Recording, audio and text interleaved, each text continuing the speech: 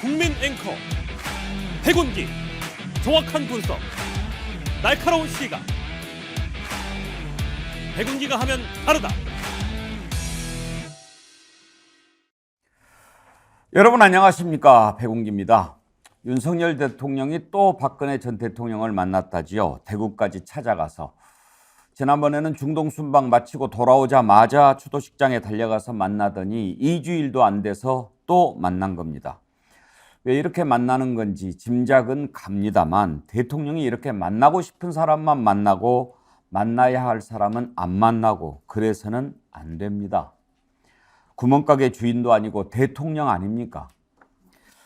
내년 국군의 날에는 또 시가행진을 하겠다면서 예산을 120억이나 요청했다고 하는데 물가가 이렇게 오르고 경제가 어려우면 하던 행사도 보류하고 그래야 하는 것 아닙니까?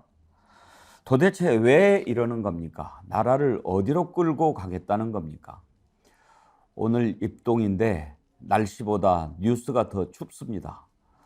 생방송 백운기의 정치본색 출발합니다.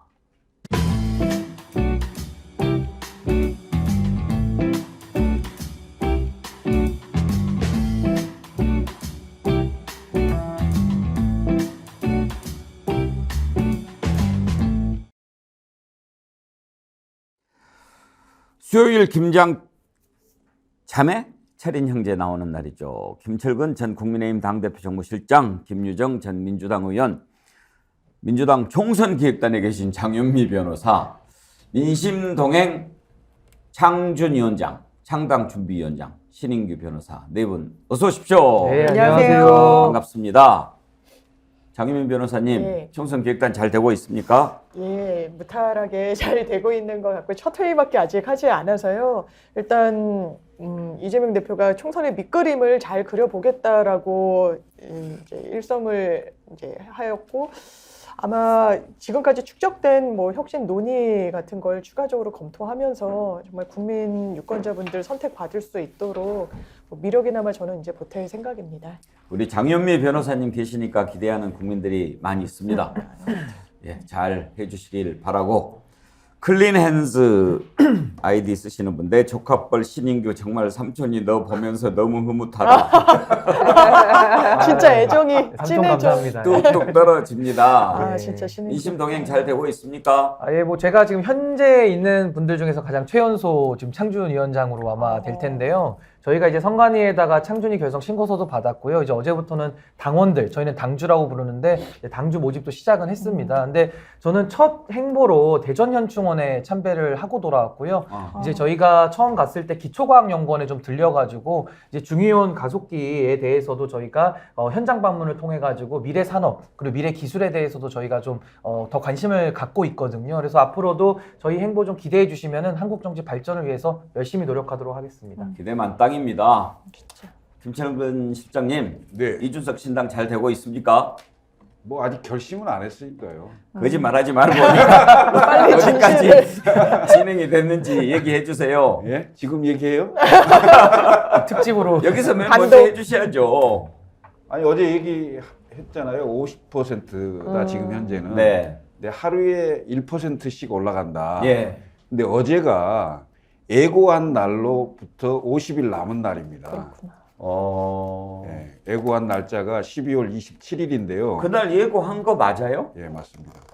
아니 제가 더 라이브에 이준석 대표 나와서 인터뷰하는 거 들었는데 그때 진행자가 12월 27일 뭐 얘기하니까 그건 제가 얘기한 게 아니고 뭐 이렇게 저렇게 해서 날짜를 맞춘 게 그날이다 그렇게 얘기는 합디다마는 그게 이제 50일 남은 날입니다. 아. 어제 날짜로. 그래서 12월 27일 그래서 50%인데 하루에 1%씩 올라가면 그날이 되면 100%가 되는 거예요. 아하 그런 뜻이군요. 예, 그래서 이제 50%.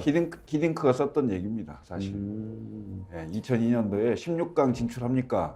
지금은 50%인데 하루에 1%씩 올라가면 월드컵이 치러지는 날 100%가 될 겁니다. 그걸 히딩크가 했거든요. 그랬군요. 예. 근데 이준석 대표는 젊은 사람이 어디서 그런 거를 그러니까. 다 이렇게 섭취를 해가지고 써먹는지 참 신기해요. 하여튼 뭐 서치를 잘 하잖아요. 그렇죠? 예, 예, 하여튼 기발해요. 예.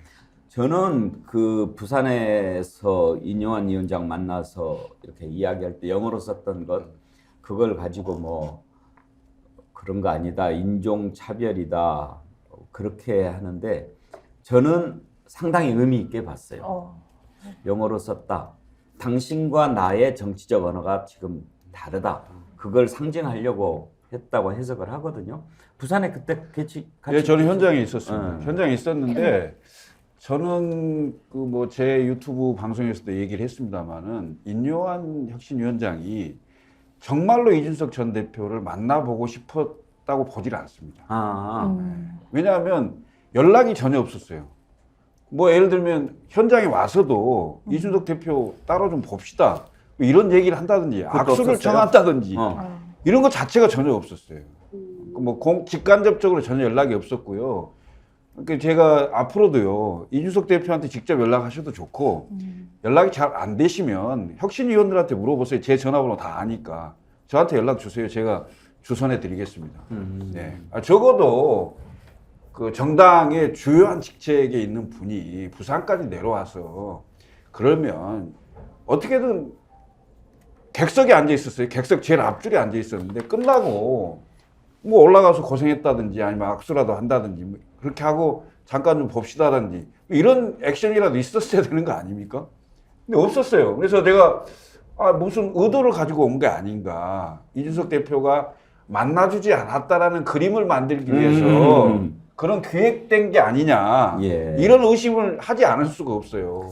그렇게 하시면 안 된다. 정치 그렇게 하시면 안 돼요. 인요한 위원장. 알겠습니다. 이준석 대표랑 거의 같이 계신가요? 누가요? 우리 김철근 실장님? 많은 시간을 같이 보죠. 그러면 그저께 안철수 의원 식사할 때 옆에서 이렇게 뭐 조용히 하세요 뭐 그랬다는데 그때도 식사할 때 그때는 같이 없었습니다. 계셨나요? 네, 없었습니다. 제가 내일 모레 나이가 60이 다 돼가는데요. 제가 있었으면 그렇게는 안 했겠죠. 그런데 사실은 이제 그 안철수 의원이 식당에서 기자분들하고 식사를 하고 있었어요. 그러니까 뭐 구체적으로 누군지는 말씀 안 드리겠습니다만 그 기자분 4분인가 있었는데 거기서 이준석 그 전 대표에 대해서 뒷담화를 한 거예요. 그러니까 부산 가서 뭐 인요한 위원장한테 영어로 했다. 뭐 그러면 이게 무슨 헤이트 스피치다. 이러면 혐오 발언이다. 뭐 이런 인종 차별 혐오 발언 아니냐. 뭐 이런 뒷담화를 하는 게 그 공간이 이제 방음 시설이 제대로 안 돼 있었던 거죠. 근데 옆방에 있었는데 옆방에 있었는데 그게 생생히 다 들린 거예요. 알았을까요? 한 20분 정도 알았지는 않죠. 모르고 했죠. 모르고 뒷담화를 했는데 듣고 있다가 이제 점점 화가 올라갔겠죠. 그러니까 조용히 하십시오. 점심 좀 먹읍시다. 이렇게 한 거죠. 안철수 씨 그랬다 그러던데? 안철수 씨 밥 좀 먹읍시다. 이렇게 한 거죠. 인연인지 악연인지 하필이면 그러게 그 많은 여의도의 식당에서 그 옆방에 있을 게 뭐예요. 그리고 보통은 저도 이제 식사하면 칸막이의 옆방인데 들릴 때가 있어요. 뭐라고 하는지 이렇게 듣지. 또 그걸 또 받아서 소리를 지르면서 이렇게 하는 것도 그것도 또 대단하다 싶어요. 두 사람은 정말 뭐라고 해야 돼요? 톰과 제리 뭐 이렇게 얘기하던데 참 아이고. 하여튼 그 안철수 의원이 있었고 이준석 대표가 있었고 그 옆에는 이준석 대표의 비서실장을 지냈던 서범수 의원이 또 기자들하고 밥을 먹고 있습니다. 그러니까 기자분들이 점심 식사 시간에 굉장히 많아서 그 세 테이블에만 10명이 넘었으니까요. 다 들었을 거예요, 그 얘기는. 요즘에는 뭐 그리고 SNS가 발달해서 안 들어도 바로바로 전파되고 그러니까 참 행동거지를 잘해야 되고 함부로 말해도 안 되고 국회에서 뭐 볼 때도 조심해야 되고. 근데 국방장관이 김유정은 예.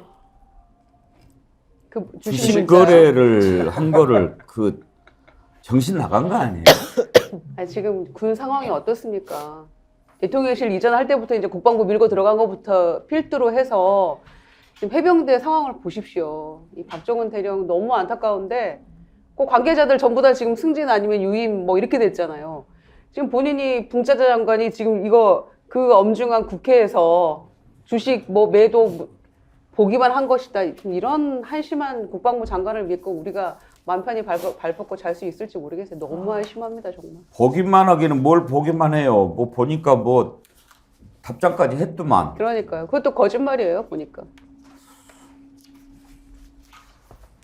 그런 장관을 아유, 참. 믿고 군인들이 어떻게 나라를 지킬까요? 이 신원식 공짜자 주식 거래 한 거 이거는 2부에서 김종대 의원하고 좀 자세히 짚어보도록 하겠습니다. 이 정부는요, 그 국방부도 그렇고요, 그 검찰의 고발사주 있잖아요, 고발사주. 예. 당사자였던 손준성. 손준성이 검사장으로 승진을 했어요. 영장했죠. 맞아요. 이게 네. 웃긴다고요. 그런 거에 연루가 돼 있으면 사실은 그 징계나 이런 게 맞습니다. 재판까지 밟고 그 있는. 가야 되는 상황인데 거꾸로 입막음용 그 승진이 되는 이게 검찰도 그렇고 지금 말씀하신 국방부도 그렇고 최상병. 이게 뭐가 뒤에 좀 많이 구린 모양이에요, 구리긴. 이거 좀 문제죠. 이렇게 하면 안 됩니다. 오늘 첫 번째 토론 주제로 민주당에서 지금 이동관 방통위원장, 한동훈 법무부 장관 탄핵을 추진하고 있는데 이 내용 한번 살펴보도록 하겠습니다. 김유정 의원, 오늘 의원총회에서 결론을 내린다고 하죠? 예, 오늘 1시 반에 의원총회인데요. 이제 주로 이동관, 한동훈 탄핵 관련한 내용들이 주가 될 것 같고요. 특히 이동관 방통위원장에 대해서는 거의 뭐 90% 이상 탄핵 발의한다라는 것 같습니다. 예. 민주당 최혜영 원내대변인 발언을 한번 들어보죠. 대상은 아직까지 정해져 있지 않고 의총에서 논의될 예정입니다.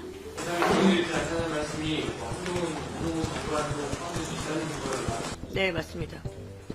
한 명이 아닐 수도 있다는 말씀. 문재욱 국민의힘 원내대표가 민주당 탄핵 중도 중단 현상이라고 했는데 이에 대한 입장은 제대로 국정 운영을 하지 않으면 당연히 탄핵되는 건 당연하지 않겠습니까? 국민의힘 윤재욱 원내대표가 그런 얘기를 했다고 하는데 그 말도 한번 들어봅시다. 민주당이 한동훈 법무부 장관뿐 아니라 임명장의 채 잉크도 마르지 않은 이동관 방통위원장에까지 탄핵을 추진하겠다는 것은 신사협정과 정책 경쟁을 내팽개치고 무한 정쟁을 해보자는 얘기와 다르지 않습니다. 탄핵 중독으로 검단 현상이라도 생긴 것인지 민주당의 무분별한 탄핵 주장이 벌써 몇 번째입니까? 탄핵 소추는 명백한 법률 위반이 있어야 함에도 민주당은 정략적 이익과 정부 압박용으로 무분별하게 탄핵 카드를 남용해 왔습니다. 탄핵 발의 너무 늦었다 그런 여론도 있습니다만 장윤미 변호사 네. 보시기에는 한동훈, 이동관 둘 다 탄핵 대상이라고 생각하십니까? 일단 요건에는 해당한다라고 저는 생각합니다. 헌법과 법률에 중대한 위반이 있어야 되는데요. 어떤 정무직 장관이라는 점을 감안하더라도 정부조직법상 그리고 국가공무원법상 정치적 중립 의무를 견지해야 되는 주체임에는 이론의 여지가 없습니다. 법이 그렇게 규정하고 있으니까요. 한동훈 장관 어떻게 했습니까? 국회에 출석해서 체포동의안 가결할 때 최대 비리의 정점에 있다라고 했습니다. 영장 기각되니까 검찰총장 수사의 초입에 있다라고 했습니다. 거짓말입니다. 수사 초입에 있지 않습니다. 탈탈 털었으니까요. 그리고 피의 사실을 상당히 노웅래 의원에 대해서도 마찬가지였고요. 여기에 앉아있다라고 국회의원들을 모욕했고요. 이런 거는 사실 용납할 수 없습니다. 이동관 방통위원장 어떻게 했습니까? 방통위원장 된 직후에 본인이 이 장악하고자 하는 언론사의 이 사진들을 무리하게 물러나게 했습니다. 법원이 제동 걸었습니다. 법원이 제동을 걸었어요. 법률과 절차적 문제점 다 위반했다라고 마침표를 찍어준 겁니다. 거기에 대해서 뭐라고 해명할 겁니까? 법률 위반이 아니라고 할 겁니까? 그런 부분과 관련해서 탄핵 이야기가 나오는 거는 매우 자연스러운 측면이 있고 다만 탄핵을 지금 시점, 그러니까 시기는 열려 있었지만 이 시기에 했을 때 정치적 이득이 무엇일까를 생각했을 때는 좀 물음표가 쳐지는 부분도 있는 것 같습니다. 한동훈 장관 같은 경우에는 저는 대단히 가볍다라고 생각합니다. 이 법무부 장관직에 있는 것이 민주당의 마이너스가 되진 않을 거라는 생각이 듭니다. 그리고 계속 자리를 보존하다가 아마 총선 체제로 갈 텐데요. 만약에 탄핵을 이 시점에 하게 되면 마치 총선 출마를 탄핵이라는 카드로서 제지하려고 한다는 인상도 받을 수 있기 때문에 좀 조율은 필요해 보입니다. 오늘 민주당이 어떻게 결론을 내릴지는 지켜봐야겠습니다만 일단 이동관 방통위원장 탄핵이 더 현실성 있게 논의가 되고 있습니다. 이동관 방통위원장, 한동훈 법무부 장관 나눠서 한번 짚어보죠. 이동관 방통위원장 왜 탄핵을 해야 하는가? 언론장악 저지와 이동관 탄핵 공동행동준비위원회, 이게 전국 언론노동조합 등으로 구성이 되어 있는데요. 탄핵 사유를 성명에서 이렇게 적시했습니다. 방통위원장이 되자마자 탄핵 사유에 해당하는 범법 행위들을 저질러 왔다. 임기가 보장된 공영방송 이사와 이사장을 정당한 근거와 적법한 절차 없이 무더기 해임하고 함량 미달의 친여 인사로 교체해 법원의 제재를 받았으며 2인 방통위 구조로 전횡을 일삼고 보도의 자유와 독립성을 침해하여 정권 보위를 위한 언론 장악의 충견 노릇을 하고 있다. 이렇게 주장을 했는데요. 김유정 의원, 지금 방통위 두 사람이 하고 있는 거죠? 그렇습니다. 그러니까 5명의 합의제 기구로 운영이 되고 있는데요. 이제 방통위가 2008년에 이제 설립이 됐습니다. 그런데 지금 현재는 이동관 위원장하고 이상인 부위원장 체제로 지금 운영이 돼가지고 모든 것을 지금 두 사람이 다 결론을 내려버리고 있는 과정에 있는데요. 대통령이 그 추천한 2명의 인사입니다. 그러니까 이제 국회 추천 3명의 몫이 추가가 돼서 5명이 합의제 기구로 그 안건들을 결정을 해야 되는데 2인 체제를 그 구성을 해가지고 지금 이 독단적인 결정들을 다 하고 있는 이 상황이 분명히 불법적인 측면이 있다. 그리고 중립성을 견제해야 되는 방통위의 어떤 이 구조적인 문제를 던져주고 있다라는 것이죠. 법적으로 위배가 된다 이런 것이고요. 그리고 이제 또 하나는 법적으로 근거가 없는데 가짜 뉴스 근절 뭐 이런 것들을 방심위에 막 하라고 요구하고 내려보내고 이런 것들이 다 불법적인 행위이다. 그런 몇 가지 법적, 헌법적 위반 사실에 대해서 분명한 탄핵 사유가 있다라고 민주당은 보고 있습니다. 원래 방통위는 5명의 정원인데 지금 2명으로 운영이 되고 있습니다. 근데 2인 체제가 더 갈 것 같습니다. 야당 방통위원 몫으로 지금 최민희 전 의원이 추천이 돼 있었는데 윤석열 대통령이 계속 지금 임명을 안 하는 거예요. 얼마나 됐죠? 3월 말에 임명이 된 그 국회 통과했기 때문에 7개월 넘었습니다. 그래서 지금 하염없이 기다리다가 사퇴한다라고 밝혔어요.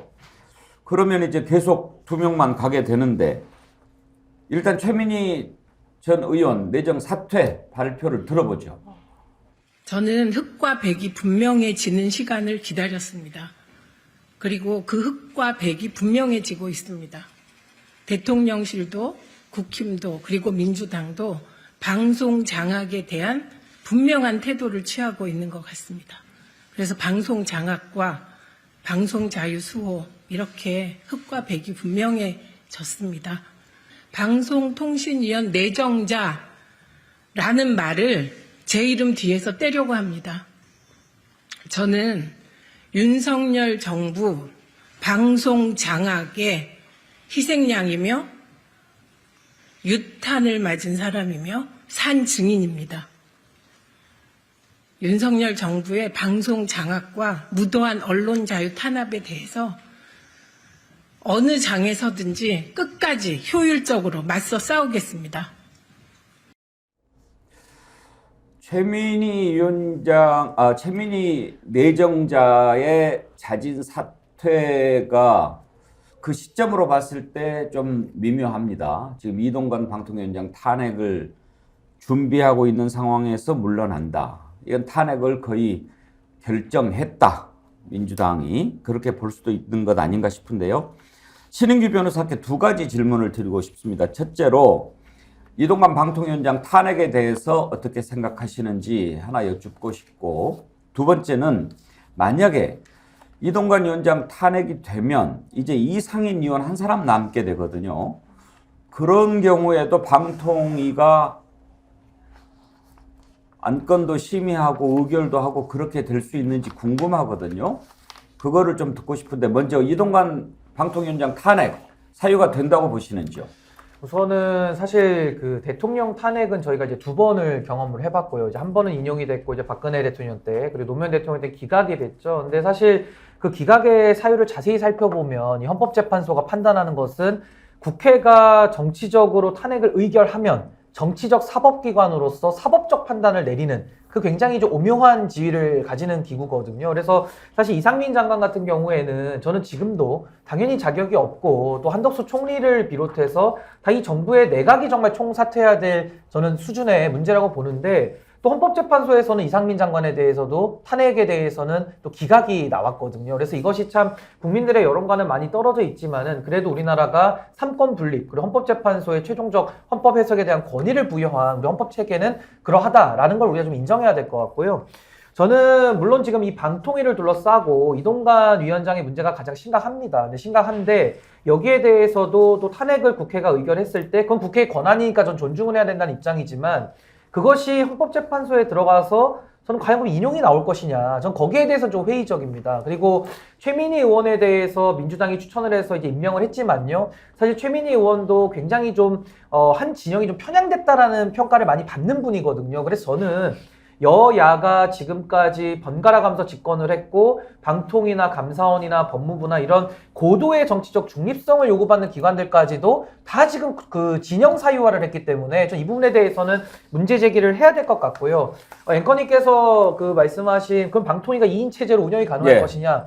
저는 현실적으로 운영이 불가능하다고 봅니다. 왜냐하면 2인 체제도 이제 의결이 저는 매우 이제 어려워지는 구조이기도 해서 사실은 법제처가 그 행정부 내부에서 유권 해석 기능이 있기 때문에 아마 법제처에 좀 질의를 해서 유권 해석을 받아서 아마 진행을 하겠습니다만은 2명에서 의결을 해가지고 진행한다 해서 그게 무슨 의미가 있겠습니까? 제 질문은 한 명이 됐을 때였어요. 한 명이 됐을 때? 제가 예. 방송통신위원회 운영에 관한 법률을 봤더니 예. 회의 개최의 요건 자체가요. 위원회 회의는 2인 이상의 위원회 요구가 있는 때 위원장이 소집한다. 라고 되어 있습니다. 다만 위원장은 단독으로 회의를 소집한다 그러니까 위원장이 아닌 상임위원 한 명만 남았을 때는 회의 소집의 요건 자체가 안 되는 걸로 관련 규정에 돼 있는 그 규정도 규정이지만은 이 방통위의 특성이 집행기관이 아니고 이게 합의제 기관이고 그렇죠. 독립기구이기 때문에 이것이 일단 위원이 2명만 된 상황으로도 이것은 방통위 지금 구성 자체를 지금 못하는 걸로 봐야 되거든요. 그래서 저는 방통위가 그럼에도 불구하고 뭐 법제처에 유권 해석 받고 뭐 해도 된다면 밀어붙일 수는 있겠지만은 그 방통위로서의 역할을 할 수 있겠느냐, 국민들의 신뢰가 따라오겠느냐에 대해서는 저는 매우 회의적이기 때문에 저는 지금이라도 이 문제를 해결하는 유일한 방법은 윤석열 대통령한테 요구를 해야죠. 이동관 방통위원장을 사임을 시키고 좀 중립적인 인사를 다시 임명을 해서 좀 방통위를 좀 재건하는 길로 좀 들어가는 것이 유일한 해법이다 저렇게 봅니다. 지금 제가 질문 드린 것은 이동관 방통위원장 탄핵을 의결을 했을 때 직무 정지가 되고 이상인 위원 혼자 남게 되는데 그때 이게 의결이 가능한가라고 했는데 그거 자체는 아예 지금 법으로 보면 어려운 거고 장유미 변호사께서 아까 지금 법을 읽어주셨는데 그러면 2명도 이게 문제가 있는 구성입니까? 지금 현재로 했을 때 그래 보입니다. 왜냐면요, 이 관련 규정을 보면요, 위원장과 위원을 명백하게 분리해가지고 하고 있거든요. 5명에는 위원장도 포함되지만 같이 합의를 도출할 때 그렇다는 거고 회의를 아예 소집하기 위해서는 2인 이상의 위원의 요구가 있어야 됩니다. 여기 위원장은 없고요. 그러니까 위원 2명이란 요건 자체가 안 되는 거예요. 위원장과 위원만 있으니까요. 만약에 그렇다면 지난번에 모든 결정을 김효재 방통위원장 대행과 이상인 의원 두 사람만 가지고 결정했는데 왜냐하면 그때 그 효력은 어떻게 봐야 되나요? 단서 조항이 있습니다. 다만 위원장은 단독으로 회의를 소집할 수 있다고 되어 있습니다. 그러니까 회의 소집은 위원장이 탄핵당하지 않고 있는 상황에서는 회의 소집은 가능하고요. 그러면 위원회 회의는 재적의원 과반수의 찬성, 재적의원은 5명이니까요. 과반은 3명을 이야기하는 건데 그 요건을 맞춰야 이 위원회 회의의 의결의 요건을 맞출 수가 있습니다. 그러면은 그때 이루어졌던 의결 사항들을 어떻게 해야 되나요? 5명 중에 2명만 찬성했는데 의결한 부분 말씀 예. 주시는 겁니까? 그렇다면 이게 만약에 행정소송으로 가고 그 결과물에 대해서 적법 절차를 다투게 되면은 이거는 법원 입장에서는 당연하지만 절차적 흠결로 볼 수밖에 없는 상황인 것 같습니다. 그때 두 사람이서 마음대로 이사 자르고 막 그렇죠. 뭐 하고 예. 그러지 않았어요? 예. 그런 거를 그러면은 문제를 삼아야죠. 그러니까 그런 것들이 지금 이제 법원의 소송으로 또 들어가 있기 때문에 결국 사법부가 이 법에 대한 해석, 그러니까 방통위법이 저도 뭐 가끔씩 이렇게 열어봅니다만은 굉장히 좀 엉성하게 되는 부분도 많아요. 그리고 그 법을 제정할 때의 취지는 이런 식으로 지금 윤석열 정부가 운영하는 형태의 방통위를 아마 상정을 좀 못하고서 규정의 불비들도 좀 있기 때문에 상식적으로 얘기를 하면은 방통위는 행정부로서도 독립성을 가장 중시받는 그런 기관이기 때문에 애초에 편향된 위원장을 임명하면 안 되는 것이고요. 위원들도 정상적으로 들어와서 이제 5인 체제로서 운영되기를 원하는 건데 지금 그 법규범과 현실이 지금 너무 다른 상황이죠. 근데 법원에서 그거는 다퉈질 부분들입니다. 김철근 실장은 이동관 위원장 탄핵 어떤 입장입니까?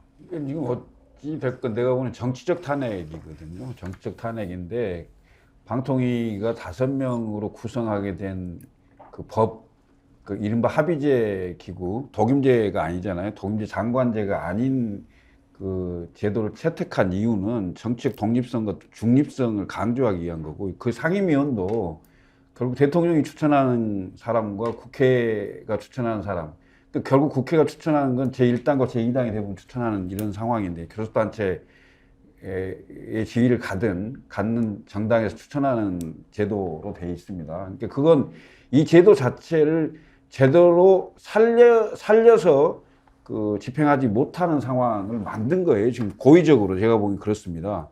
이런 상황에다가 지금 이동관 위원장이 그 취임하자마자 언론 탄압 이런 그 시도, 그리고 실제로 이렇게 시행한 이런 위법적인 상황들이 드러나고 있기 때문에 제가 봤을 때 민주당으로서는 총선을 5개월 앞둔 상황이기 때문에 방송 장악 의도가 있는 방통위원장을 그대로 두고 선거를 치르기는 어렵다고 판단할 거예요. 그래서 그 예를 들어서 지금 탄핵을 하게 되면 궁극적으로 헌법재판소에 가서 인용이 되냐 안 되냐는 그건 나중 문제라고 판단할 거예요. 그래서 일단은 방송통신위원장의 직무정지 효과를 가져오는 탄핵은 할 가능성이 높다. 그런데 이것이 과연 민주당이 의도한 대로 방송 장악은 저지할 수 있으나 이른바 여론에서 민주당이 잘했다고 박수를 받을지 아니면 해도 너무한 거 아니냐, 이런 그 역풍이 불지 여부는 좀 더 지켜봐야 될 상황 아닌가.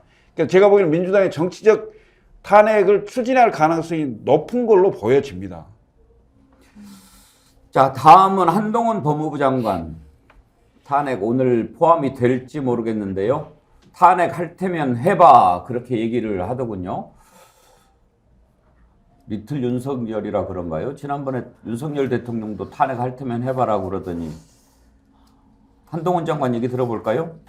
민주당에서 이제 한동훈 장관님 탄핵 이야기 계속 하고 있는데요. 어떻게 보고 계십니까? 더불어민주당은 지난 한 1년 반 동안 정말 쉬지 않고 저에 대한 탄핵을 얘기해 왔는데요. 그때마다 저는 헌법과 법률에 따라 주권자 국민을 위해 할 일 하고 있기 때문에 매번 말로만 겁박하지 말고 하려면 하라고 말씀드린 바 있습니다. 지금 전 세계 민주국가의 정당 중에서 대한민국의 더불어민주당처럼 습관적, 상습적으로 탄핵을 남발하는 정당은 저는 없을 거라 생각합니다. 한동훈 장관 탄핵 얘기는 나온 지가 꽤 오래됐는데 김유정 의원 오늘 의총에서 포함시킬 거라고 보십니까? 한동훈 장관은 조금 논외로 할 것 같습니다. 예, 왜냐면은 이제 차곡차곡 뭐 쌓아온 여러 가지 그 불량한 죄질들이 있긴 한데, 실제로 명백하게 법률과 헌법 위반 사항이 있는가 이제 생각을 해봐야 된다는 거죠. 그러면 이제 피의사실 공표 뭐 매번 했던 거, 그 다음에 두 번째는 법을 넘어서는 시행령으로 이것저것 다 한 것, 그 두 가지 정도인 것 같아요. 딱 법을 따져보면. 그런데 이걸로 과연 헌법재판소 가서 인용이 될 수 있을 것인가, 이 부분에 대해서 조금 주저하고 있는 것 같습니다. 그래서 아마 이동관 탄핵은 거의 확실한데 한동훈 장관에 이르러서는 조금 이거는 신중해야 된다라는 의견도 있는 것 같습니다. 장윤배 변호사님 전망은요? 저는 일단 이게 정치적으로 볼 때요. 오히려 날개를 달아주는 꼴이 될까봐 좀 주저되는 부분이 있는데 탄핵해버리면? 헌법재판소에서 이런 탄핵 심판은 6개월 안에 결론을 내도록 되어 있습니다. 직무 정지가 되고 그로부터 6개월 정지가 되니까 그 기간 안에 빨리 매듭을 지어주라는 취지로 법에 정해져 있는 규정이라서 6개월이면 총선 전에 아마 나올 거고요. 지금 의원님 짚어주신 대로 이게 탄핵이란 게 법령에는 법률과 헌법의 위반으로 돼 있지만 헌법재판소가 일관되게 가져가고 있는 판시가 중대한이라는 요건입니다. 어쨌든 선출직이든 뭐든 이 자리에 어떤 안정성을 위해서 중대한 위반이 있어야 된다라고 본 거예요. 그래서 노무현 대통령은 중대한 위반이 없었던 거고 박근혜 전 대통령은 중대한 위반이 있었다고 본 겁니다. 이상민 전 장관 동의하기 어렵지만 중대한 법률의 위반은 없었다고 본 거예요. 헌법과. 그렇다면 지금 짚어주신 이런 실정들, 현행법 위반으로 보이는 부분들을 중대한 헌법과 법률 위반으로 헌법재판소가 그간의 어떤 판시들을 볼 때 손들어주기는 어려울 것 같습니다. 기각이 날 가능성이 좀 높아 보이고 그 와중에 총선 직전에 기각이라는 판결이 나온다. 민주당의 악재일 수밖에 없을 것이고요. 그런 어떤 스케줄을 고려했을 때 선뜻 던지기는 진작에 했던가 아니면 현 시점에 하기는 좀 어려운 카드라고 생각합니다. 그래요. 진작에 했던가 그랬는데 만약에 김철근 실장 탄핵을 하면 직무가 정지가 되고 한 6개월 정도 걸리잖아요. 그러면은 법무부 장관도 못하고 총선도 출마 못하게 될 거예요. 그렇습니다. 어떻게 할 것 같습니까? 탄핵을 발의하면 한동훈 장관은 땡큐 하고 직을 던지겠죠. 사퇴를 한다. 예. 그러면 탄핵 발의 그게 이제 그 효력 발생이 안 되는 거예요. 의결 전에. 예. 의결 전에 사퇴를 할 거고 울고 싶은데 그러면 대통령이 즉각 수리해주고. 그럼요. 울고 싶은데 뺨 때려주는 거고 민주당의 탄핵으로 해서 장관직에서 쫓겨났다. 이렇게 하면서 총선에 나가면 훨씬 유리한 국면에서 총선 활동을 할 수 있겠죠. 한동훈 장관이 땡큐 하는 일을 민주당이 하지는 않겠죠. 그러니까 저는 이제 탄핵이라는 것이 이제 지지자분들이나 뭐 여러 가지 국민들의 저는 대다수가 이미 한동훈 장관은 마음속에서 심리적으로는 이미 탄핵이 저는 완료된 상태다라고 저는 보는데요. 저도 제가 봐도 한동훈 장관으로서 자질미달인 사람이 지금 장관을 하고 있어서 참 문제인 건데 이게 그 박근혜 대통령 탄핵 사건도 그 결정문을 자세히 보시면요. 그 근거가 된 것들이 뭐냐면은 중대한 헌법과 법률 위반인데 거의 다 수사 결과입니다. 그러니까 공소장에 나온 이야기들을 기반으로 해서 결국 헌법재판소가 인정을 하는 거거든요. 근데 저는 지금도 한동훈 장관이나 뭐 아니면 아까 그 이동관 위원장이나 이런 분들이 탄핵 심판이 올라가면은 명백하게 법률과 헌법 위반이라는 거에 대해서 수사 결과가 일단은 뒷받침이 돼야 이것이 인용될 수 있고 또 하나는 지지율 면에서도 윤석열 대통령이 지금 30% 이상을 유지는 하고 있기 때문에 그렇다 그러면은 헌법재판소에서 6인 이상 찬성이 나와야 되는데 이게 참 만들기가 어려운 숫자거든요. 그래서 제가 아까 김철구 시장이 말씀하신 대로 울고 싶은 사람 뺨 때려줘서 기세워주는 것도 있지만은 제가 봤을 때는 오히려 더 총선에서 윤석열 정권을 전반적으로 심판을 하고 그걸 기반으로 해서 그 이후에 윤석열 대통령의 헌법과 법률에 대한 중대한 법 위반이 있을 때 대통령에 대한 차라리 탄핵을 더 고려하는 것이 오히려 더 국민들의 뜻에 부합할 수가 있겠다. 그러니까 대통령이 중대한 헌법과 법률 위반 없이 잘 임기를 마치면 가는 거고요. 그 이후에도 중대한 헌법과 법률 위반이 있다라면은 다수의 의석을 가지고서 차라리 총선 이후에 정치적 환경을 저는 보는 것이 더 낫다. 저는 그런 생각을 합니다. 우리 애청자님들은 대체적으로 탄핵해야 된다 그런 글들을 많이 올려주시는데요. 문 3189님 탄핵 한꺼번에 다 하고 대통령한테 고르라고 합시다. 아빠곰틱님 민주당이 탄핵 중독이면 대통령은 이념 중독, 부인은 센터 중독, 여당은 뻥카 중독 아닐까요? 박가이버님 이왕 중독이라고 하는데 시원하게 둘 다 탄핵하자. 못하면 바보다. 거대 야당의 힘을 보여주자. 이현님 이동관 한동훈 탄핵이 답이다. 신우님 국민은 불의에 대해서 눈치 보지 않습니다. 국민을 대표해서 국회로 나간 국회의원이 역풍 따위가 두려워할 일을 제대로 못한다면 그건 국민의 대표가 아니라 개인의 입장만 가지고 그 자리에서 상대 당의 눈치나 살피는 소인배 아닌가요? 굽히지 않는 소신이 바로 국민의 뜻입니다. 예. 탄핵. 참 정치적으로 봤을 때 이걸 탄핵을 했을 때 탄핵을 안 하자니 탄핵하라는 국민들의 요구는 빗발치고 탄핵하자니 오히려 땡큐라고 할까봐 또 걱정되고 참 그래요. 탄핵 당하고 싶을 겁니다. 제발 발의해달라 이렇게 생각할 거예요, 속으로는. 왜냐하면 어찌됐건 총선에 그 차출 요구는 있거든요. 국민의힘에서 총선에 나와달라 이런 얘기가 있기 때문에. 총선 나갈 것 같습니까? 제가 보기에는 정치하려면 총선 나가죠. 제가 보면 총선 나갈 겁니다. 근데 그 서울 수도권에서 나갈 자리가 사실 마땅치 않고요. 예. 그 다음에 이제 비례 얘기도 있는데 비례의 번호를 받아서 뭐 선대 본부장이나 선대위원장을 해서 전국 선거를 지휘해야 된다 이런 명분을 얘기하던데 예를 들면 지금 선거법이 개정이 안 돼서 지금 이대로 있다면 위성정당을 만들지 않으면 지난 총선 때처럼 만들지 않으면 비례 의석을 확보하기가 쉽지 않은 상황이 되는 상황이에요. 그러면 한동훈 장관이 위성정당의 번호를 받아야 되는 어처구니 없는 상황이 생길 수도 있어요. 근데 지금 혁신위원회가 뭐 대통령 측근들 불출마, 험지 출마 이런 이야기 하는데 한동훈 장관은 측근 아닙니까? 측근이죠. 거기는 해당 안 됩니까? 거기도 그러면 험지 출마해야죠. 이른바 이제 스타 장관이라고 생각을 하는 경향이 있는 거죠. 그리고 어느 정도 보수의 이제 소구력을 갖고 있는 사람이기 때문에 선거에 영향을 좀 줄 수 있다 이렇게 판단하겠죠. 그런데 제가 보기에는 지금 수도권 전체 121석인데 전체가 다 험지예요. 실제로 지금 나갈 때가 마땅치 않아요. 뭐 이따가 뭐 그런 얘기 할 기회가 있을지 모르겠습니다만 김기현 대표가 험지 출마 또는 불출마 이 고민을 하다가 결국은 국회의원으로서의 영광은 다 누렸다. 이런 얘기 하면서 불출마를 시사했다는 얘기가 있는데 결국은 지금 대표 지위에 있기 때문에 여의도 연구원을 통해서 다 지역별로 여론조사 다 돌려보고 판단을 했을 거예요. 결국 갈 데가 없는 거예요. 갈 데가 없기 때문에 영남 중진 의원들 전부 끌어안고 농계작전으로 불출마할 수도 있는. 그래서 향후에 총선 이후에 어떤 뭐 총리든 장관이든 뭐 이렇게 생각할 수도 있을 거예요. 그런데 그건 이준석 대표는 그게 선당 후사가 아니고 선사 후당이다 이렇게 표현을 하던데요. 지금 상황이 그렇습니다. 한동훈 장관도 마찬가지예요. 지금 서울 수도권 121석 중에 그래도 예를 들면 민주당의 중진이나 그 굉장히 좀 강자한테 가서 붙어서 이겨서 와야 그래도 한동훈 역시 한동훈이 뭐 얘기 되네 이럴 수 있는 건데 강남 누구나 가면 될 수 있는 강남 같은 데 가면 뭐라 그러겠어요 도대체. 뭐 김기현 대표 같은 경우에는 수도권 나와봐야 쉽지 않을 거고 떨어져서 망신 사느니 불출마 선언해서 방금 얘기한 것처럼 장렬하게 우리 밑거름이 됩시다 해놓고 나중에 뭐 한 자리 하는 걸 더 선호할지도 모르죠.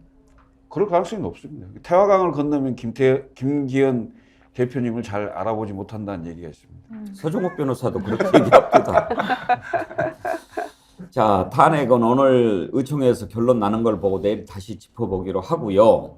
다음으로 넘어가겠습니다. 윤석열 대통령이 박근혜 전 대통령을 또 만났습니다. 지난번 추도식 때 만났는데 12일 만이라고 합니다. 이번엔 대구까지 찾아가서 만났는데 사진 한번 볼까요? 뭐 그런 얘기도 했다고 그래요. 뭐 동생 누님, 뭐 누나 동생 같다는 뭐 그런 생각이 든다라고 했다든가 뭐 대통령이 평소 밀크티를 좋아한다고 그래서 박근혜 전 대통령이 홍차하고 우유를 내놨다. 나중에 나오는데 문 앞까지 배웅하려고 했는데 윤 대통령이 간곡히 사양했다. 아주 그냥 난리 났네. 네, 훈훈하네요. 훈훈해요. 김유정 의원. 네.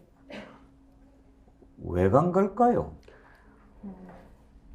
아니 TK 민심이 흉흉하니까 갔죠. 그 박근혜 전 대통령은 지금 12일 만에 보름도 안 돼서 지금 또 만난 거거든요. 그런데 지난번에 이제 그 추도식에서 만났잖아요. 해외 순방 다녀오자마자 그 추도식장으로 달려갔다 이렇게 이제 대서특필을 했었는데 도하 신분들이 그랬는데 이번에는 대구에서 열린 이제 바르게 살기 운동 뭐 전국 대회 거기에 참석했다가 또 이제 그 사저를 방문한 겁니다. 기본적으로 자유총연맹 새마을운동, 바르게 살기 운동 여기를 이제 3대 관변 단체라고 하는데 3관왕이 됐습니다. 대통령이 트리플 크라운 달성을 했는데요. 3군데 다 참석을 해서 맨 처음에 자유총연맹 행사 가가지고 나온 얘기가 이제 공산 전체주의 세게 나왔었잖아요. 이념 논쟁의 어떤 시발점이 됐던 곳이라고 할 수도 있는데요. 여기 갔다가 또 박근혜 전 대통령 이제 자택을 방문한 이유는 뭐 방금 말씀드린 대로 TK 민심이 굉장히 흉흉하고요.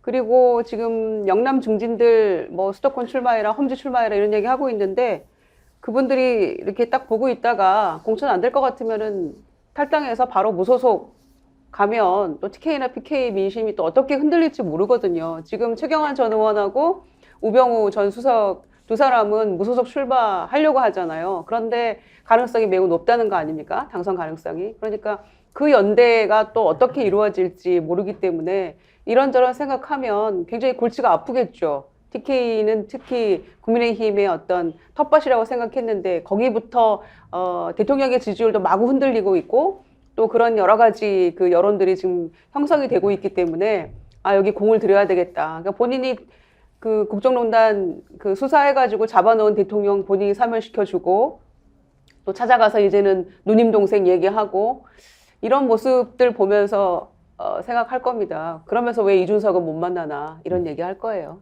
신인규 변호사, 뭐 미안한 일이 있을까요? 근데 저는 글쎄요, 저 사진을 보면서 참 대한민국 현대 정치사에서 아마 최악의 사진 아니냐 이런 생각이 좀 들고요. 박현철 님이 그 글 올렸어요. 현대사 최악의 장면. 네, 명박이까지 셋이서 사진 한 방 박자.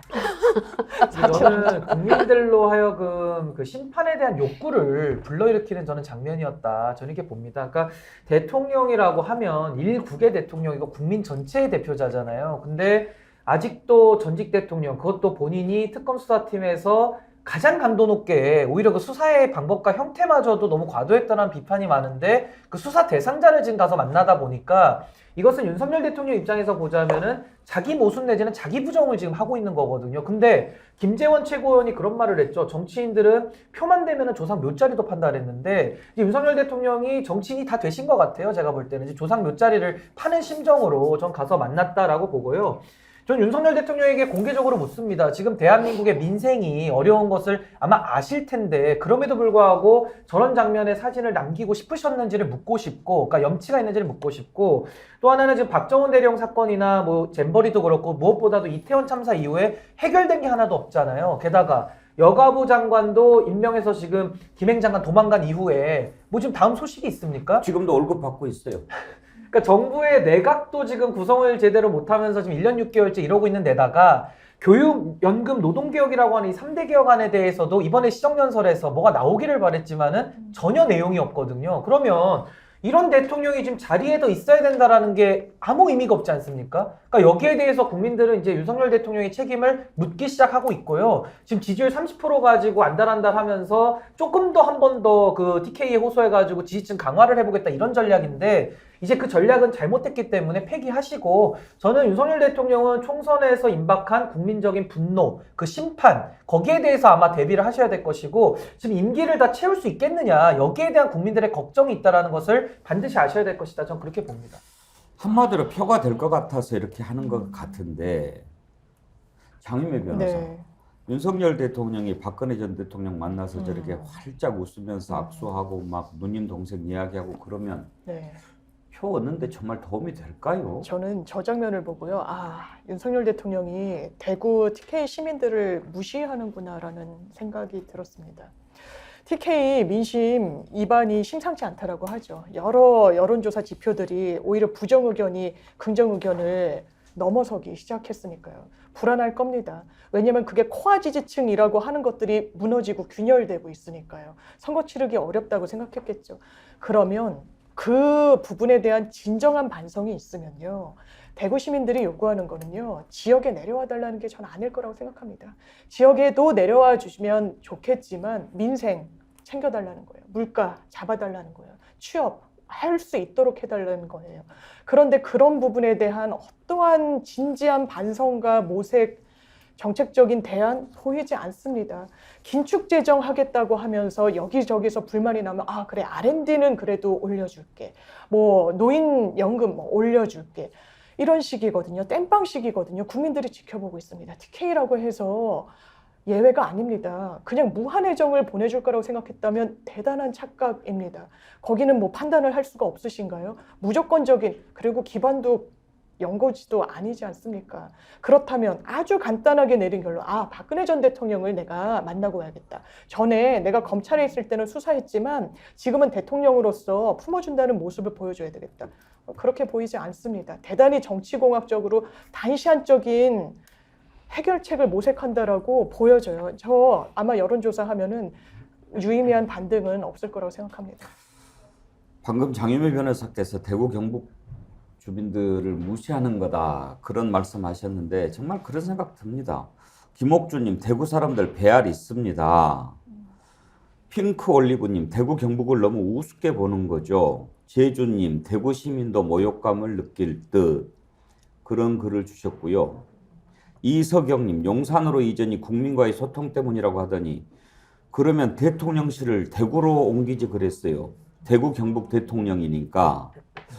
윤하은님은 이런 글 주셨어요. 지지율 떨어지면 대구 경북 민심 달래기. 그런데 신기한 게 찾아가면 3%씩 꼭 오름. 가면 이렇게 좀 변화가 생깁니까?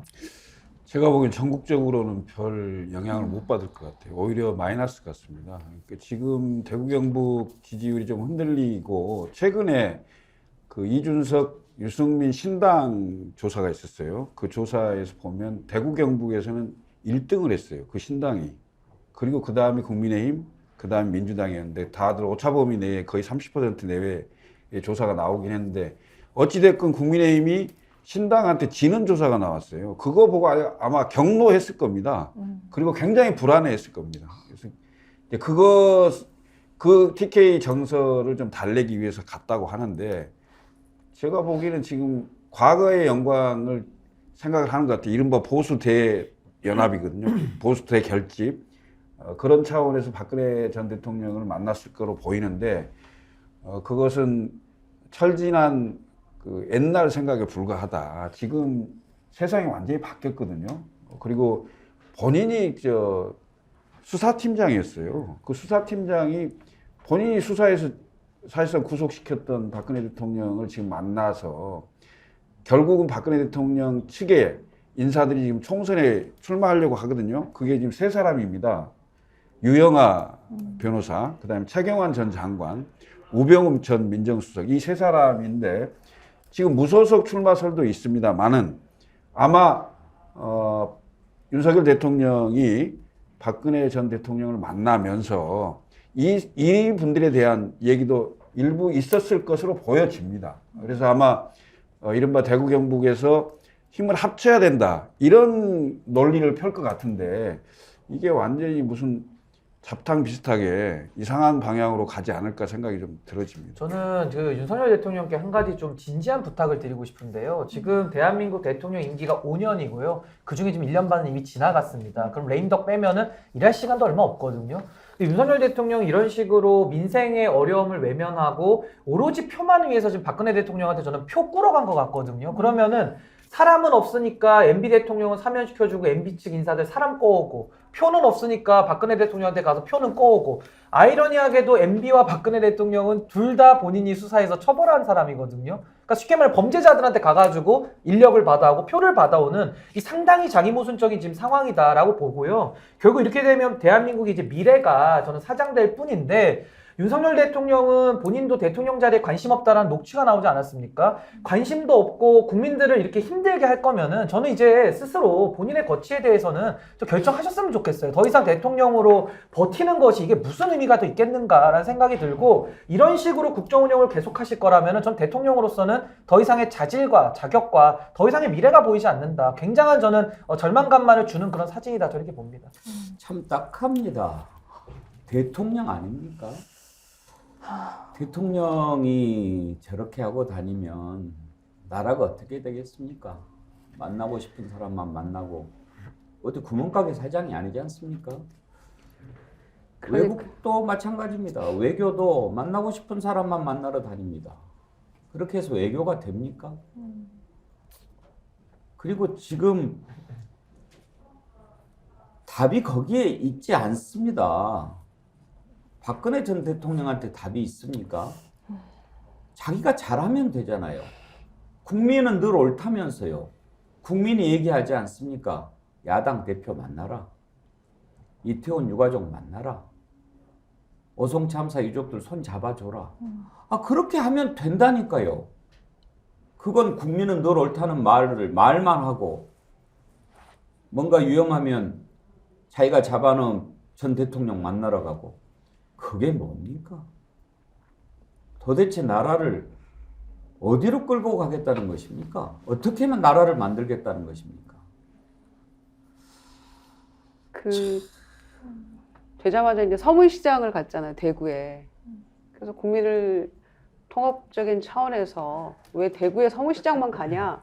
광주의 양동시장도 가고 청주의 육거리 시장도 가고 이렇게 해야 되는 거 아니냐? 이제 이런 얘기들을 많이 했었죠. 그런데 이제 지지세가 처음에 높았을 때 가면은 굉장히 기운도 받고 했겠죠. 그래서 한 번씩 가서 힘을 받고 싶은지는 모르겠습니다만은 이번에는 칠성시장을 갔더라고요. 그래서 대구에서 서문시장이 아니고 그래서 이제 거기 무슨 뭐 생고기 이런 것도 먹으면서 뭉티기 고기인지 이런 거 먹으면서 이제 했다는데 이렇게 가면 본인 스스로 힘이 나는 것 같고 자기 위안인지 모르겠어요, 정말로. 그러나 이걸 바라보는 국민들은 더 이제 비참해지는 거 아니겠습니까? 그래서 박근혜 전 대통령이 남동생이 하나 있는 줄 알았더니 정권 대통령 할 때는 윤석열 의원이 또 누나라 그래가지고 남동생 하나가 더 있었는데 이번에 이제 하나가 더 생긴 것 같아요. 그래서 누나 경쟁이 붙은 것 같은데 이렇게 해서 지지율을 올릴 수 있을 것인가. 저는 지금 현재 지지율이 보수 결집을 이룰 대로 이룬 거라고 생각합니다. 이런 상황에서도 그 정도 나오는 것도 신기할 따름인데요. 그래서 문제를 푸는 방식을 이런 식으로 하지 말고 그 반성하겠다는 것 그리고 소통하겠다는 것이 결국에는 박근혜 전 대통령과 소통하겠다는 것이었는지 국민들께 다시 한번 사죄하고 우리가 여태까지 입이 침이 마르도록 했던 이야기들을 조금 그대로 실천만 해도 나라가 좀 올바로 가는데 지름길이 될 거라고 생각합니다. 제발 나라 좀 생각하십시오. 나라 좀 생각하십시오. 그리고 보수 재결집이라고 하는데 대통령은 보수 맞습니까? 대구에 찾아가서 보수 재결집. 대구는요 보수의 자부심 있는 고장 아닙니까? 대통령 스스로 먼저 내가 보수다 보여줄 필요가 있습니다. 보수의 가치가 뭡니까? 본인은 만나고 싶은 사람만 만나고 싶지 않은 사람은 다른 사람 시킵니다. 인요한 위원장 이번에는 김종인 위원장을 찾아갔더라고요. 이준석 대표 만나러 갔다가 김종인 위원장 만나서는 또 뭐라고 얘기했을지 궁금한데 그 전에 김종인 위원장이 인요한 국민의힘 위원장 지명됐을 때 정치가 이렇게 타락할 수 있나라고 한탄한 적이 있었거든요. 만나서 무슨 얘기를 했을지 참 궁금한데 먼저 옛날 발언부터 한번 들어볼까요? 글쎄요, 나는 뭐 이번에 저희 혁신위원장에 인효인 연세대 의과대학 교수를 임명했다고 그래서 깜짝 놀랐어요. 놀라셨어요? 예, 과연 한국 정치가 이 정도까지 타락을 했느냐 하는 이런 생각이 들었다고. 타락을 했는가? 아니요, 그러니까 한국 정치의 한계성을 노정하지 않았나 이렇게 봐요. 선거를 총 제의한 사람이 누구냐면은 김기현 대표다 이런 얘기예요. 예. 그 김기현 대표는 아무런 이상이 없고 나머지 그저 임명직 당직자만 해소가 된다고 해서 국민이 그걸 납득할 거라고 절대 그렇게 보지 않습니다. 예. 그러니까 그거에 대한 하나의 면표용으로다가 혁신위원회라는 것을 지금 만들어 가지고 출발을 시키는데 과연 혁신위원장을 누구를 시킬 거냐 가지고 이 사람 저 사람 가지고 여러 가지 고민을 하다가 안 되니까 결국은 인요한 교수 기상천외 발생을 해가지고서 지금 기상천외한 발생이다.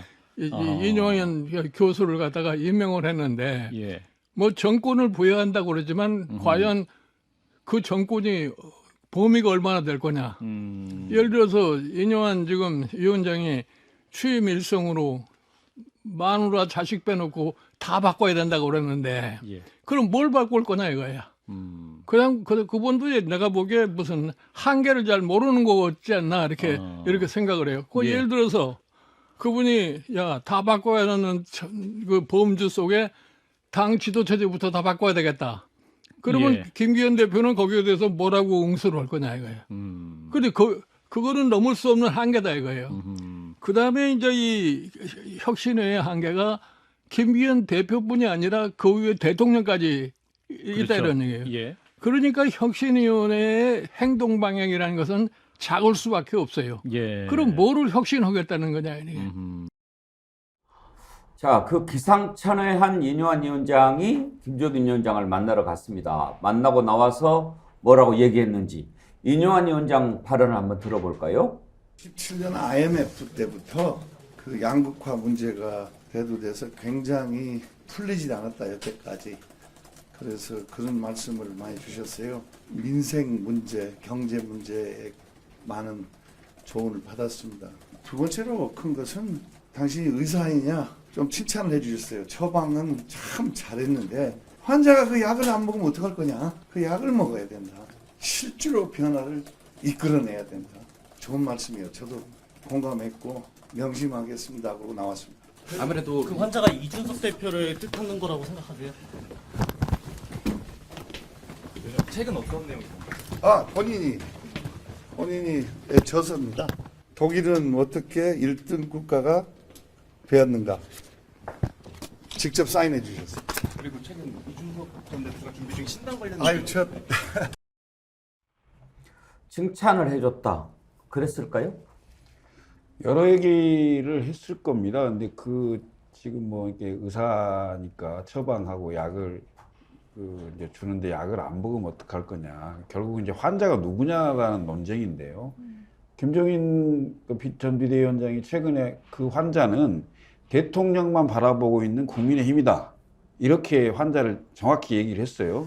그러면 국민의힘이 이제 변화를 시키려고 했을 때 과연 혁신위원회가 지금 제대로 하고 있느냐 이거죠. 그러니까 저도 지금 뭐 이른바 혁신위원회에서 얘기한 대사면 대상으로 저도 이제 뭐 이른바 그 징계가 해제가 됐는데 그 징계 해제가 사실은 굉장히 휘발성 있는 이슈였는데 그 휘발성 있는 이슈가 도움이 돼야 되는데 강서구청장 보궐선거의 패배 원인을 찾아서 그 다음에 책임이 어디 있는가를 그걸 찾는 게 핵심적인 문제잖아요. 그럼 이준석 대표가 징계 해제 안 돼서 홍준표 시장의 징계 해제가 안 돼서 그래서 강서구청장 보궐선거에 진 겁니까? 그건 아니잖아요. 결국은 대통령의 국정운영 기조를 변화시켜야 되고 당의 당정일체에 강화되어 있는 부분 그 고리를 끊어야 되고 내년 총선 앞두고 대통령의 총선 그 공천 개입 못하게 해야 되고 그 다음에 새로운 지도부 대통령에게 소신 있게 발언하고 이견이 있을 때 대통령을 설득할 수 있는 그런 지도부를 만들어내는 그 과정에 역할을 하는 게 혁신인데 지금 혁신위원장이 여기저기 사람 찾아다니면서 본인 언론에 나는 걸 즐기는 건지 도대체 알 수가 없어요. 제가 보기에는 김종인 위원장이 제대로 맥을 짚어서 말씀을 해 주셨을 겁니다, 아마. 김종인 위원장이 그러면 인용한 위원장 만나고 뭐라고 얘기했는지도 들어보죠. 환자는 뭐 지금 누구야? 국민의힘이 환자지. 국민의힘이 어떤 약을 안 먹고 있다고 보시나요? 아니 지금 그러니까 뭐 혁신안이라는 걸 여러 개 만들어냈는데 그것에 대한 현실성의 문제도 생각을 해봐야 되고 반응이라는 게 없잖아요.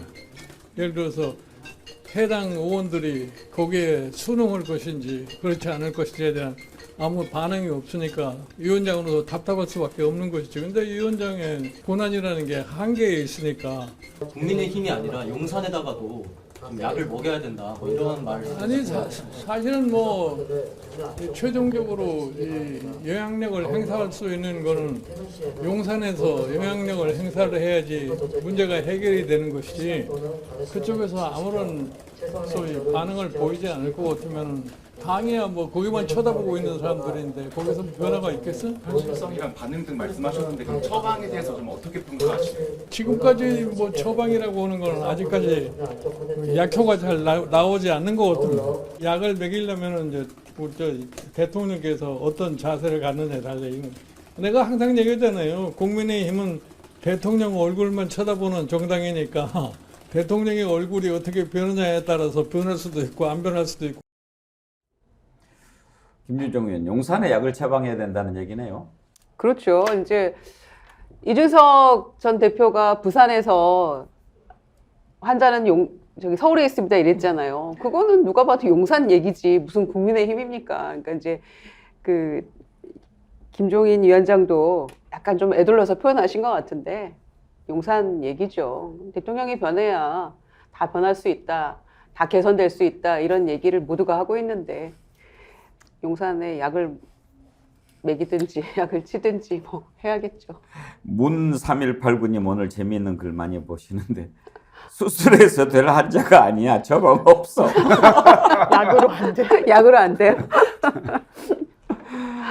아이고 참. 근데 저는 이게 다 아는데 국민은. 저는 뭐 약 먹이고 수술해서 나을 게 아니고요. 저는 거의 뭐 장례 치러야 된다 저렇게 생각하거든요. 약을 쳐야 돼요? 네, 약을 지금 장례를 쳐야 될 상황인데 장례를 이게 지금 무슨 국민의힘이 시대적인 정신에 대해서 이미 다 끝난 걸 가지고 지금 하고 있다 보니까 전 이 세력에 대해서는 국민들의 이제 심판밖에 전 남은 게 없다 이렇게 생각하고 지금 뭐 임요한 위원장, 김종인 위원장, 뭐 이준석 대표까지 다 지금 소환이 되는데 다 이분들 을을 갈등하고 있는 겁니다. 제가 볼 때는 그 핵심은 윤석열 대통령이라고 이 자리에서 다 우리끼리도 몇십 차례를 얘기를 했는데도 모를 리가 없죠. 그러니까 거기에 대해서 말을 듣지 않는 윤석열 대통령 끝까지 저항을 하는 것인데 전 거기에 대해서는 국민들께서 알아서 저는 성적표 지금도 다 마련하고 있다고 생각이 들고요. 그럼에도 불구하고 국민의힘에 대해서 저는 국민들이 기대를 가지고 바라본다고 생각하지 않거든요.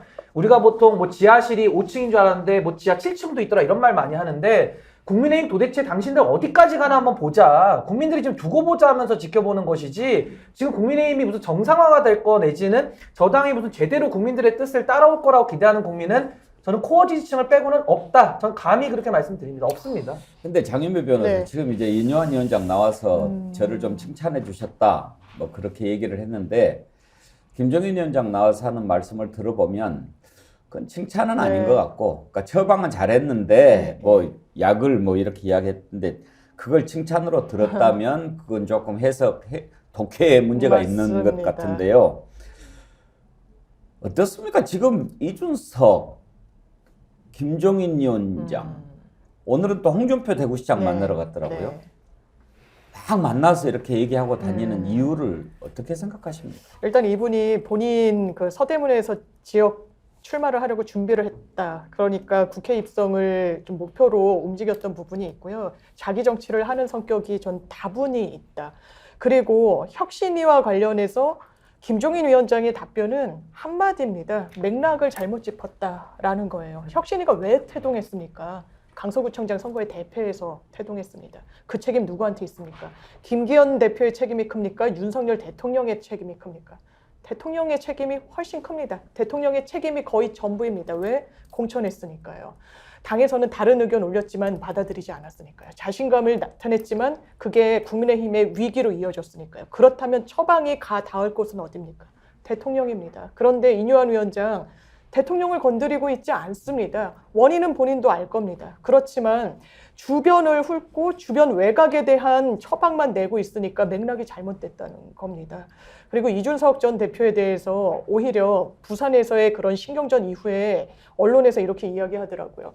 환자는 부산에 있었다라는 취지로요. 이건 싸우자는 겁니다. 이건 혁신도 아니고요. 그냥 내부 갈등을 계속 잔존시켜 나가겠다라는 건데 저는 맥락이 좀 잘못됐다. 이거 산으로 가는구나라는 인상을 지우기가 어렵습니다. 그러니까 저는 윤석열 대통령이 그 녹취에서 국민의힘 사람들 쥐약 먹었다라고 얘기를 했잖아요. 근데 쥐약 먹으면 사람 죽어요. 그러니까 지금 쥐약을 먹었으니까 치료를 해야 되는데 인류한 위원장도 지금 의사 출신이지만은 어디가 환문지도 파악을 못 하고 있지 않습니까? 이렇게 해서 중병이 걸렸는데도 치료를 계속 안 하고 거부하면요 결국 끝나는 거죠. 어떻게 하겠습니까? 저는 국민들께서도 이제 국민의힘에 대해서는 더 이상 어떤 희망을 갖기에는 저는 불가능이다. 저는 그렇게 봅니다.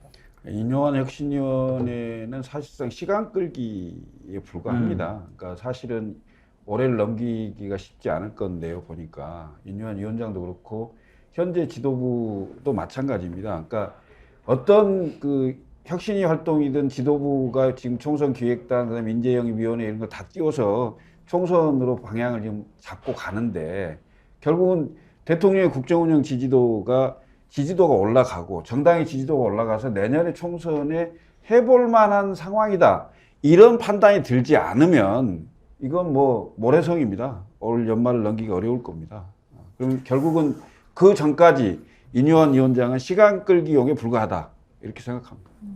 일단 좌충우돌 사람들을 만나면서 뉴스메이커 역할을 예. 하고 있는데요. 실질적인 효과가 있느냐 이런 문제가 효과가 있겠죠. 있는 것 같아요. 막 이렇게 뭐 되든 안 되든 돌아다니니까 여론조사에서 좀 올라가더라고요. 그런데 홍준표 시장 만나서도 좋은 얘기 못 들었네요.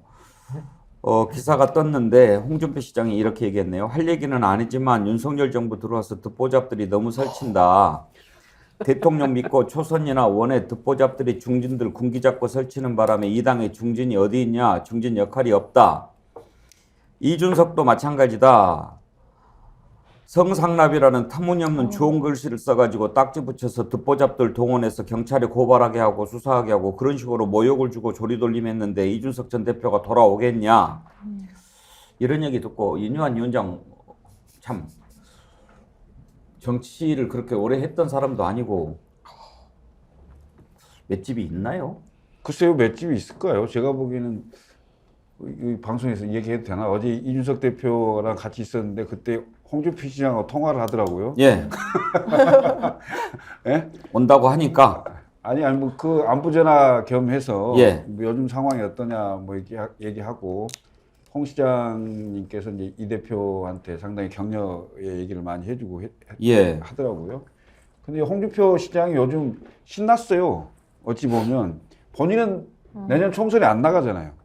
그러니까 어떤 총선을 어찌 보면 관전자 비슷하게 보면서 대구시정도 시정이지만 중앙정치의 어떤 원로로서 본인이 할 말을 거의 다 하고 있는 상황이거든요.